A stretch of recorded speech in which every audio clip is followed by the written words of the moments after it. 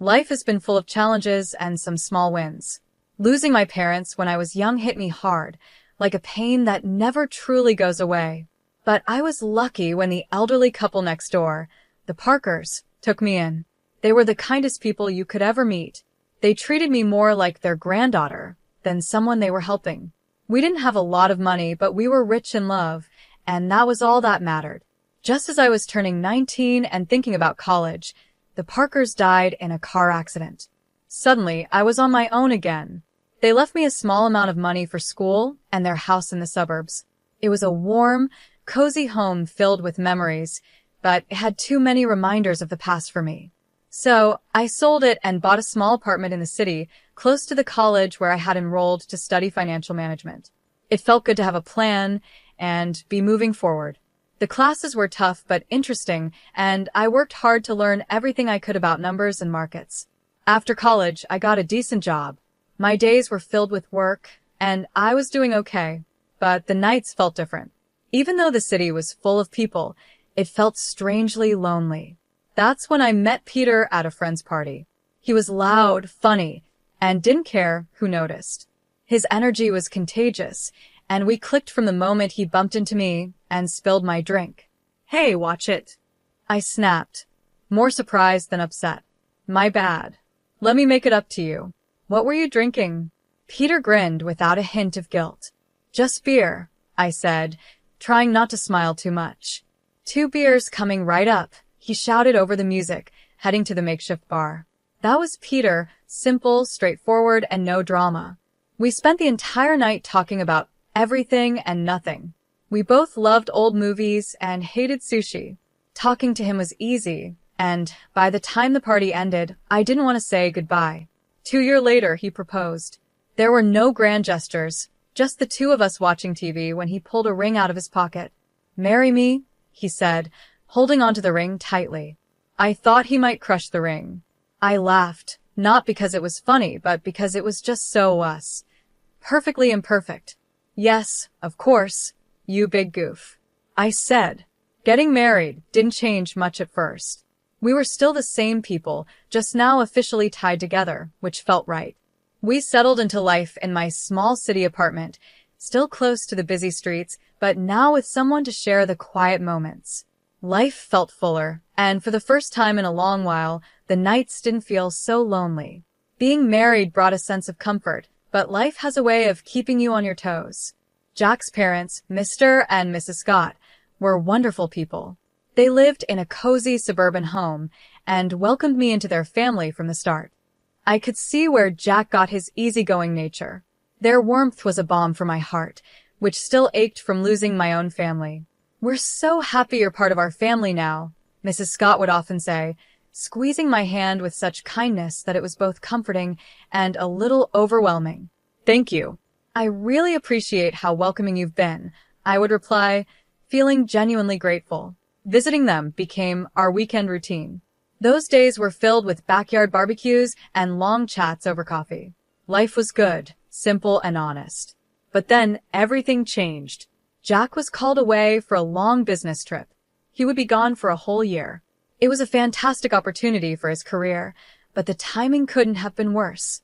Just after Jack left, Mr. and Mrs. Scott's health started to decline, and it happened fast. One day, Mrs. Scott called me, her voice filled with worry. "Laura, I hate to ask, but I could really use your help. Mr. Scott is not doing well," she said, her voice thick with emotion. Without thinking twice, I packed a bag and headed to the suburbs. Seeing Mr. and Mrs. Scott so frail shook me. Mr. Scott, who had always been strong and steady, now looked so small, connected to tubes and machines. I quickly settled into helping around the house, cooking, cleaning, and doing whatever needed to be done, while Mrs. Scott focused on caring for her husband. In the evenings, I would sit with them, reading aloud from Mr. Scott's favorite books. He would often close his eyes before I finished a chapter. "Thank you, Laura," he'd whisper on the good days, his voice just a shadow of what it used to be. "It's my pleasure, really," I'd say, gently squeezing his hand, trying to offer comfort in the little ways I could. One quiet afternoon, while I was chopping vegetables for dinner, Mrs. Scott sat down at the kitchen table. She looked older than usual, the weight of everything clearly wearing on her. "Laura, I don't know how to say this, but we're in a bit of a tough spot," she started, nervously wringing her hands. Mr. Scott had always been the one providing for their household, and with him in such poor health, Mrs. Scott was clearly stressed. I put down the knife, giving her my full attention. "We're struggling, honey. I hate to even ask, but would you consider renting out your apartment? It might help us get through this rough patch," she said, looking down, clearly embarrassed. I didn't hesitate for a second. "Of course, Mrs. Scott. I'll take care of it right away," I replied firmly, wanting to ease her burden as much as I could. The apartment rented out quickly, and every month I made sure to send the rental money to Mrs. Scott, along with enough to cover groceries and bills.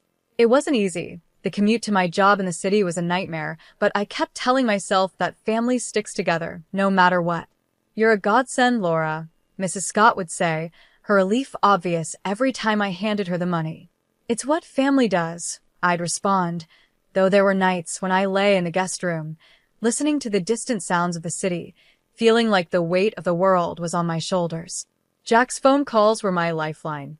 Even though the connection was often bad, hearing his voice kept me going. "How's it going, Joyce? Are you holding up okay?" His concern was always clear, even through the static of a long-distance call. "We're managing. Don't worry about us," I'd say, trying to sound cheerful, not wanting to add to his worries. Life at the Scotts' house changed drastically when Lauren, Mrs. Scott's daughter from her first marriage, showed up out of the blue. The whole atmosphere shifted the moment she arrived. She had a presence that felt like a cold wind sneaking in under the door. I didn't know Lauren very well, but Jack had mentioned her a few times, and I had seen enough during her brief, tense visits to know that her relationship with Mr. and Mrs. Scott was strained. My days were already long, juggling work and caring for Mr. and Mrs. Scott. Mr. Scott was bedridden and getting worse, and Lauren's arrival only added more stress. She moved in like she owned the place, making herself at home without a second thought. One evening, after an especially hard day, Mr. Scott motioned for me to come closer. His voice was weak, a strained whisper. "Laura, you need to watch out for Lauren. She's not a good person," he said, his words making my stomach knot with worry. "I understand, Mr. Scott. I'll be careful," I promised, though I wasn't exactly sure what I was supposed to be careful about. Mr. Scott's warning didn't take long to make sense. Lauren quickly made her intentions clear. One morning, I found her in the kitchen, her presence dark and cold, like a storm cloud. "Just so we're clear," she said, her tone sharp, "I'm not here to play maid or cook for anyone." She sipped her coffee, eyeing me like I was in her way. I felt like an outsider in her mother's kitchen. Lauren's presence made it clear that I was not welcome, but I tried to stay calm. "Okay, Lauren. I've been taking care of things so far, and I can keep doing it," I said, hoping to keep the peace. "Good, because I don't plan on lifting a finger.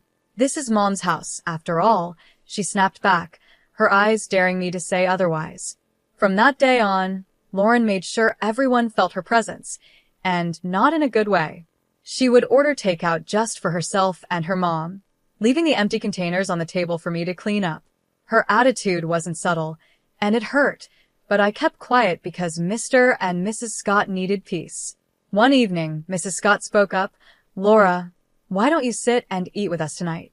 There was a rare warmth in her voice, and for a moment, I felt like the old days were back. Before I could answer, Lauren quickly cut in. "Mom, Laura has been busy all day. She probably prefers to eat later." Her words sounded concerned, but the message was clear. I wasn't welcome at the table. The days felt heavier as my chores doubled. Lauren's entitlement filled the house, and she often whispered to her mother at night, likely turning her against me. Mrs. Scott, once kind and understanding, began to change. Her smiles became fewer, her words colder.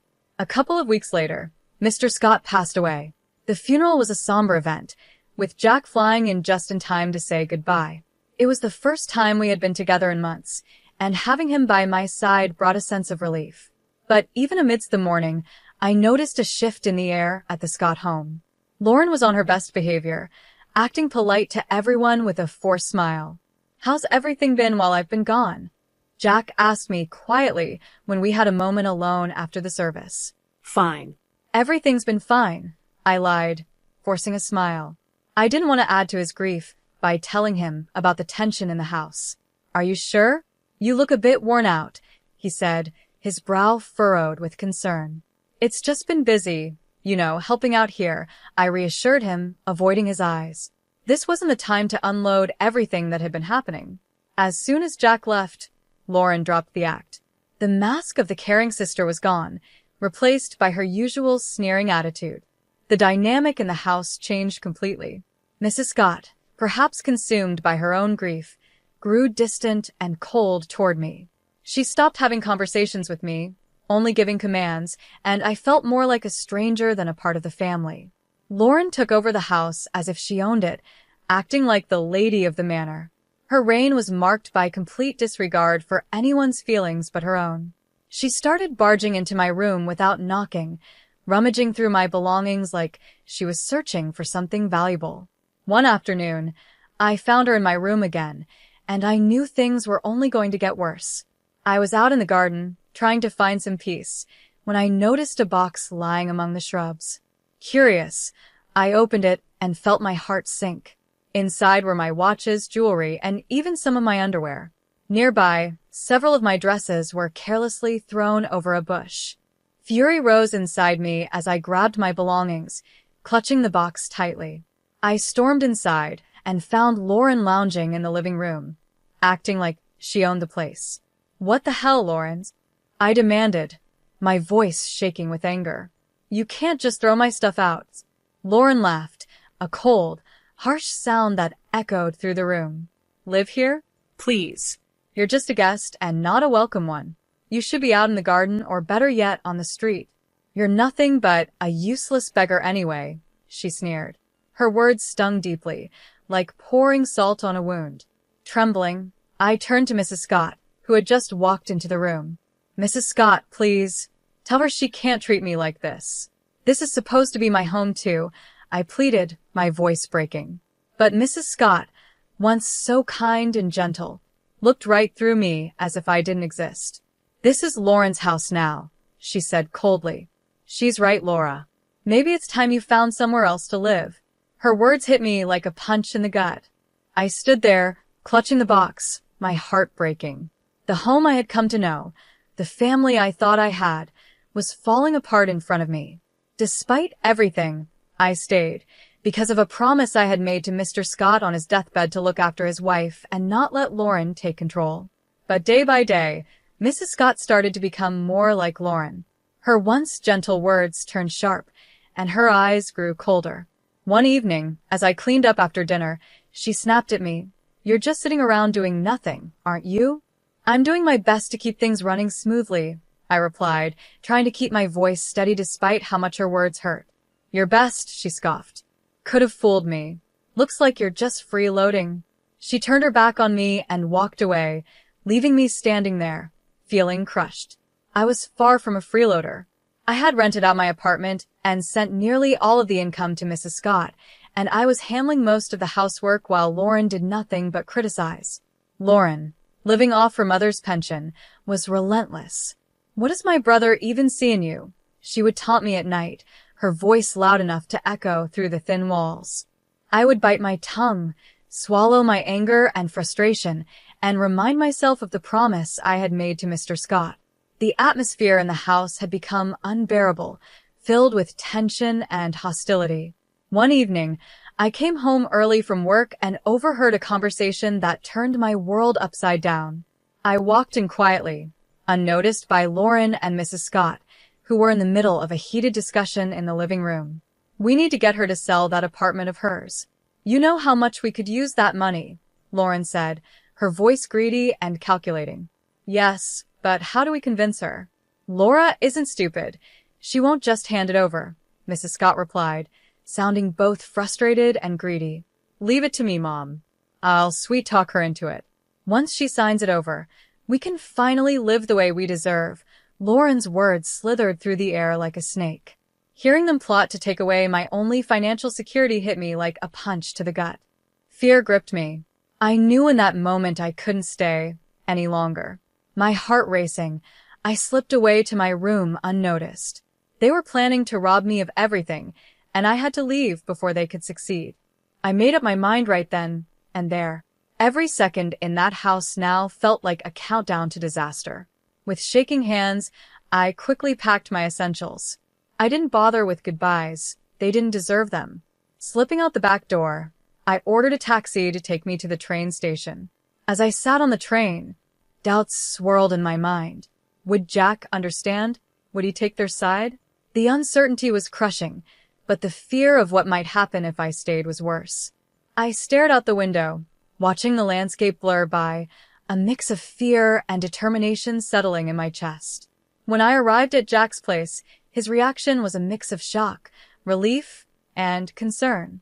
His eyes widened as he opened the door, seeing me standing there with a bag in hand, probably looking as frazzled as I felt. "Laura, what are you doing here?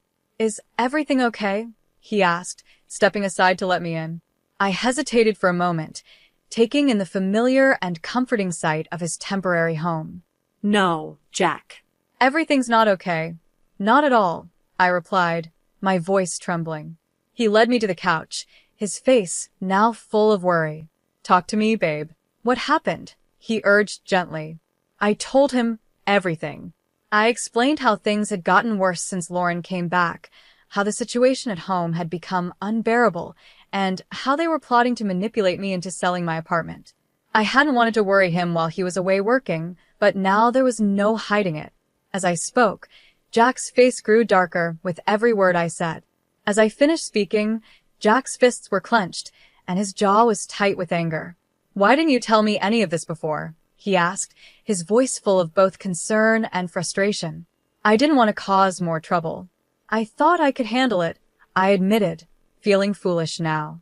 "Laura, damn it, you shouldn't have to handle something like that on your own," he burst out, standing up and pacing the room. "I can't believe my mom and Lauren would treat you this way." He stopped and looked at me, his eyes intense. "I'm not letting anyone treat my wife like that. No way." Without hesitation, he grabbed his phone. My heart raced as I watched him dial his mother. The phone barely rang twice before she answered. I couldn't hear her side of the conversation, but the way Jack's shoulders tensed told me enough. "Mom, this has to stop. I know everything, and I won't tolerate it. If Lauren doesn't leave, and if you don't start treating Laura with respect, we're done. No more help, no more money, nothing." Jack's voice was firm, leaving no room for debate. There was a fiery exchange, and then silence. Jack gripped the phone tightly before speaking again. "Fine. If that's your choice, then you've made mine." He hung up and turned to me, his expression softening. "Looks like it's just us now, babe. But that's all we need," he said, pulling me into his arms. I leaned into him, feeling safe and supported. "Just us," I murmured, feeling the truth in his words. We were on our own now, but somehow that felt okay. Jack and I stayed up late, talking about everything.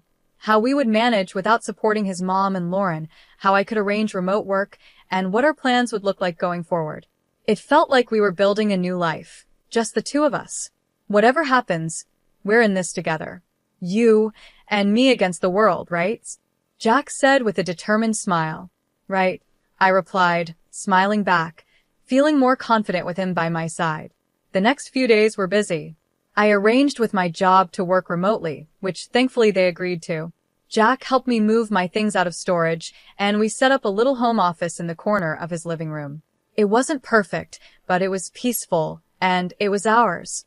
About a week into our new routine, I received a phone call that felt like a ghost from the past. It was Mrs. Scott. Her voice, once so sweet to me, now sounded harsh, filled with desperation and entitlement. "Laura, why haven't I received the money for this month? You know we depend on it," she demanded right away, her tone sharp and accusing. For a moment, I was stunned silent by her nerve. It was unbelievable. "I'm sorry, but after everything, you still expect me to support you?" I asked, my voice more surprised than angry. In the background, I could hear Lauren's voice, sharp and angry. "She's just ungrateful. Make her transfer the money." I took a deep breath to calm the anger rising inside me. Their cruel words replayed in my mind, words that had cut deep. Mrs. Scott, Lauren called me a ruthless beggar, remember? I'm not sending money to people who treat me like that. I'm done. There was silence on the other end, and I could almost imagine Mrs. Scott's shocked expression. But we're family, she finally said, her voice a mix of anger and desperation. No, family doesn't treat each other that way. Goodbye, Mrs. Scott, I said firmly, and hung up before she could reply. The call left me shaken, but Jack was right there, his support solid as ever. You did the right thing, Laura. It's time they learned to stand on their own, he reassured me, wrapping his arm around my shoulders. Not long after settling back into our hometown, another surprise came our way. I was pregnant. The news brought us joy we hadn't expected, and suddenly the future felt bright and full of possibilities. We decided it was time to sell my apartment and buy a small house in the suburbs, somewhere close to a good school where our child could grow up. As we were planning the move, another call came, this time from Mrs. Scott. Her voice sounded different, desperate, almost pitiful. Laura, I've made a mistake. Lauren forced me to sell the house, took the money, and left me with nothing. Could I come and live with you and Jack? She asked, her voice shaky, pleading for help. This was a test of my resolve. Mrs. Scott, you chose this path when you sided with Lauren against us. You could have made a different choice, I said, keeping my voice steady despite the turmoil I felt inside. I know, I've made mistakes. But you have a kind heart. Can't you forgive an old woman for her poor choices? She begged. I sighed, feeling a twinge of pity, but also remembering all the hurt her actions had caused. I forgave you a long time ago, but that doesn't mean I can let you back into my life. You need to live with the consequences of your actions, just like I have, I replied, and ended the call. With a firm decision, I blocked her number. We continued with our plans and bought a charming little house with a garden, a place where our child could play and grow. One lazy Thursday morning, as I was flipping through the newspaper with my coffee, a headline caught my eye, local woman arrested for massive fraud scheme. I stared at the photo in disbelief. There was Lauren, handcuffed, looking completely defeated. I felt a mix of shock and, if I'm honest, a little sense of justice when I saw the news. Jack, look at this, I called, holding up the newspaper for him to see. It's Lauren. She's been arrested for fraud. Jack took the paper and scanned the article with a serious expression. Wow. I can't say I'm surprised, but still, it's a lot to take in. Yeah, it is, I agreed. But she made her choices, and now she's facing the consequences. As I said it, I realized it gave me a sense of closure I didn't know I needed. Eventually, we heard through friends that Mrs. Scott was living in a small apartment, working 2 jobs just to get by. Her pension wasn't enough to cover her living expenses and the debt Lauren had left behind. Did you hear about your mom? One of Jack's friends, Frank, asked one evening when he and his wife came over for a backyard barbecue. Yeah, I heard, Jack said while flipping burgers on the grill. His voice held a touch of sadness, but also a sense of finality. She chose her path, Frank. It's tough, but that's how it is. Frank nodded, understanding there was no more to say. You're right, man. Just thought you should know. The conversation moved on after that, drifting to lighter topics like sports and work. Life had moved forward, and so had we. The real joy of our new life became clear when Kelly was born. Becoming parents changed everything. It shifted our priorities, our dreams, and even healed some of the old wounds by filling them with new love. Can you believe she's ours? I whispered to Jack one night as we stood by Kelly's crib, watching her sleep peacefully. She's perfect, Laura. Just perfect, Jack murmured, his voice thick with emotion. We spent our days marveling at every little milestone Kelly reached, each smile, each giggle. She was our little miracle, and with her, the struggles of the past began to fade, making space for new, happier memories. Each day was simple, filled with small moments of joy that slowly created the beautiful story of our happy family life.